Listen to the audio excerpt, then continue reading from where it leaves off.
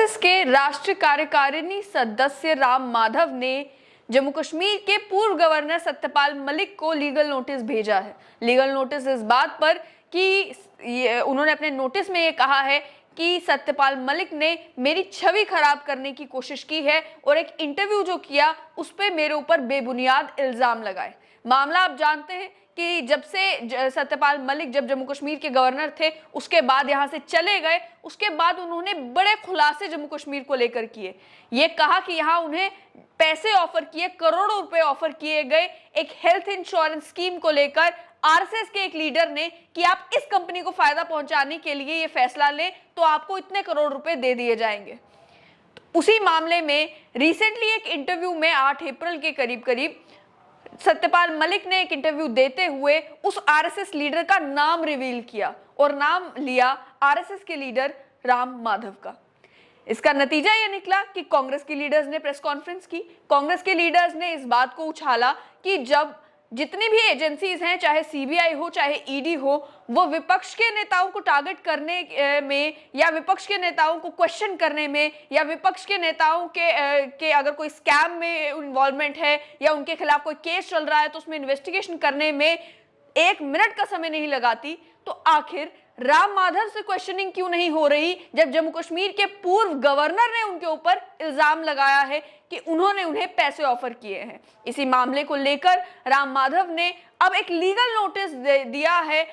सत्यपाल मलिक को और उसमें ये कहा है कि मलिक ने कई सारे झूठे और डिफेमेटरी स्टेटमेंट्स पॉलिटिकल सर्कल में रेलेवेंट रहने के लिए बनाए हैं। ये कहा गया कि उनकी जो इम्पोर्टेंस है या उनकी जो रेलेवेंस है पॉलिटिकल सर्कल्स में वो खत्म होती नजर आ रही है। इसके चलते वो रेलेवेंट रहने के लिए और पॉपुलर रहने के लिए कई सारी बातें करते हैं सेंसेशनलिज्म के लिए, ताकि लोगों की अटेंशन उनकी तरफ चली जाए। आपने झूठे और डेफेमेटरी इंक्रिमिनेटिंग स्टेटमेंट्स एक यूट्यूब चैनल के साथ इंटरव्यू करते हुए दिए हैं जिसमें राम माधव के ऊपर इल्जाम लगाए गए और राम माधव ने इस नोटिस में कहा है कि 48 घंटे के अंदर अंदर उनसे माफी मांगी जाए जो हरासमेंट उनकी हुई है और जिस मेंटल एगनी से, जिस परेशानी से उन्हें होकर गुजरना पड़ा है। जो लीगल नोटिस उनके वकील आयुष आनंद ने भेजा उसमें यह भी कहा गया था कि जब से ये बयान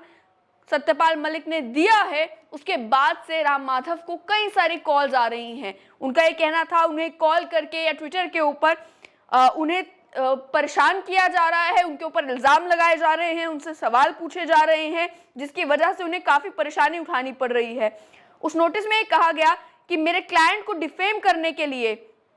जानबूझकर इस तरीके की बातें की गई जिससे उनकी इन्वॉल्वमेंट किसी हेल्थ इंश्योरेंस स्कैम में लाने की कोशिश की जा रही है। और ये भी कहा गया कि ये झूठी और बिल्कुल बेबुनियाद इल्जाम है जो उनके क्लाइंट के ऊपर लगाए गए हैं और ये कहा गया कि जो अटेंशन डाइवर्ट करने की कोशिश की जा रही है या इन्फ्लुएंस करने की कोशिश की जा रही है उस इन्वेस्टिगेशन को जो सीबीआई हाइडल पावर प्रोजेक्ट्स को लेकर की जा रही है। इसके साथ साथ में कहा कि क्योंकि ये झूठी एलिगेशंस है और इस वीडियो की वजह से उनके खिलाफ उनकी छवि खराब हुई है और उनके ऊपर कई सारी तोहमतें लगी हैं, इसका नतीजा ये निकलता है कि आपको माफी मांगनी होगी। आपको याद होगा कि जिस समय जम्मू कश्मीर के पूर्व गवर्नर सत्यपाल मलिक ने ये बयान दिया था कि जब वो राजभवन में थे तो किस तरीके से उन्हें ऑफर किया गया कि वो अंबानी को फायदा पहुंचाने के लिए, अंबानी की कंपनी को फायदा पहुंचाने के लिए एक हेल्थ इंश्योरेंस स्कीम के ऊपर दस्तखत करते, एक हेल्थ इंश्योरेंस स्कीम को अलाउ करते और उस समय ये कहा गया कि लगभग 300 करोड़ का 150 या 300 करोड़ का ऑफर जो है वो दिया गया कि अगर आप ये करते हैं तो आपको इतने करोड़ रुपए दिए जाएंगे।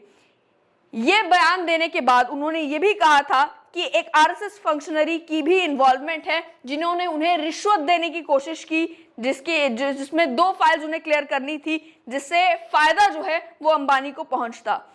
उसके बाद अक्टूबर 2021 में उनका ये बयान आया, उसके बाद वो इस बात को दोहराते गए, उनकी क्वेश्चनिंग भी हुई, लेकिन अब जाकर 8 अप्रैल को उन्होंने यूट्यूब पर एक और इंटरव्यू में नाम रिवील किया जब उस आरएसएस के फंक्शनरी का, जब उस आरएसएस के लीडर का, तो नाम लिया राम माधव का। रिजल्ट उसका यह निकला कि राम माधव ने लीगल नोटिस भेज दिया है जम्मू कश्मीर के पूर्व गवर्नर सत्यपाल मलिक को। देखना आखिर ये होगा कि क्या सच में पूर्व गवर्नर सत्यपाल मलिक जो है वो अपनी बात पर टिके रहते हैं, क्या राम माधव से क्वेश्चनिंग होती है, इस मामले में कोई जानकारी मिलती है, या फिर सत्यपाल मलिक जो है वो उस नोटिस के जवाब में माफी मांगते हैं।